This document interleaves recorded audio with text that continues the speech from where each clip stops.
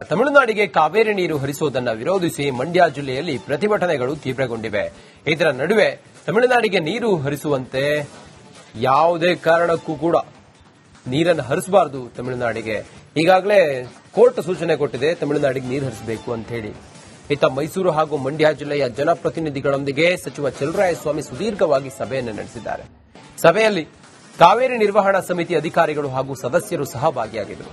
Supreme court ಆದೇಶದಂತೆ ನೀರು ಬಿಡುವ ಕುರಿತು ಚರ್ಚೆ ನಡೆಸಿದ್ದು 4 ತಿಂಗಳಲ್ಲಿ 4 ಕಟ್ಟಿನಂತೆ ನೀರು ಬಿಡಲು ತೀರ್ಮಾನಿಸಲಾಗಿದೆ. ಜೊತೆಗೆ ರೈತರು ನೋಡಿ ಕೆಲವು ಬೆಳೆಗಳನ್ನ ಬೆಳೆಯೋದ್ರ ಬಗ್ಗೆ ಸಲಹೆ ನೀಡಿದ್ದಾರೆ. ಯಾವ ಬೆಳೆ ಬೆಳಿಬೇಕು, ಈ ಸಂದರ್ಭಕ್ಕೆ ನೀರು ನಮಗಿರುವಂತಹ ಅವೈಲಬಿಲಿಟಿ ಇದು, ಈ ಬೆಳೆ ಬೆಳೆದ್ರೆ ಅನುಕೂಲ ಆಗುತ್ತೆ ಅನ್ನೋದ್ರ ಬಗ್ಗೆ ಅಧಿಕಾರಿಗಳ ವಿರುದ್ಧ ಕಿಡಿಕಾರಿದ್ರು ಕೂಡ.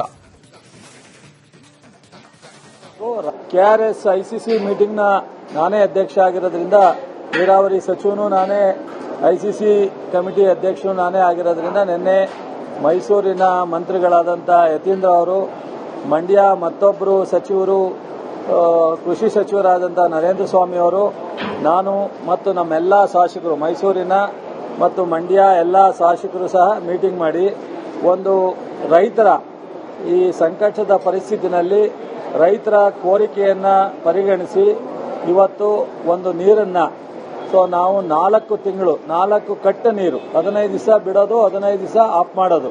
ಬಟ್ ಮಳೆ ಮತ್ತು ಡ್ಯಾಮಿನ ಪರಿಸ್ಥಿತಿ ನೋಡಿ ನಾವು ಮುಂದೆ ಹೆಚ್ಚಿನ ಮಾಡ್ತೀವಿ. ಬಟ್ ಆದರೆ ಇವತ್ತಿರ್ತಕ್ಕಂಥ ಪರಿಸ್ಥಿತಿನಲ್ಲಿ ರೈತರು ಅರೆ ಕುಷ್ಕಿಯನ್ನ ಮಾಡಬೇಕು. ರಾಗಿ ಅಥವಾ ಉರುಳಿ ಅಥವಾ ಹೆಸರು, ಕಡಲೆ ಆ ಥರದನ್ನ, ಭತ್ತ ಮತ್ತು ಯಾವುದೇ ಕಬ್ಬು ಹೊಸ ನಾಟಿ ಹಾಕಂಗಿಲ್ಲ.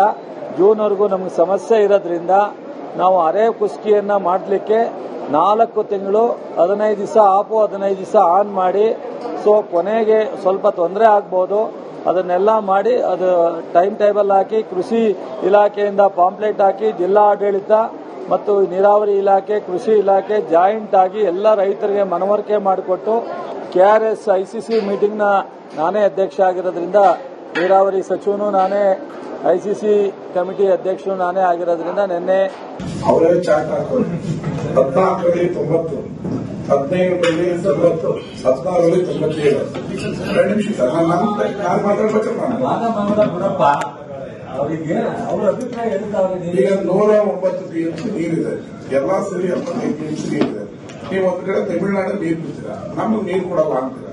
ನಮಗೂ ನೀರು ಕೊಟ್ಟಿಲ್ಲ ಅಂದ್ರೆ ನಾವು 2 ಕೊಡಬಹುದು. ಅವ್ರ ಕಡೆ ಸುಪ್ರೀಂ ಕೋರ್ಟ್ ಕತೆ ಹೇಳಿ ಅವ್ರಿಗೆ ದಿನ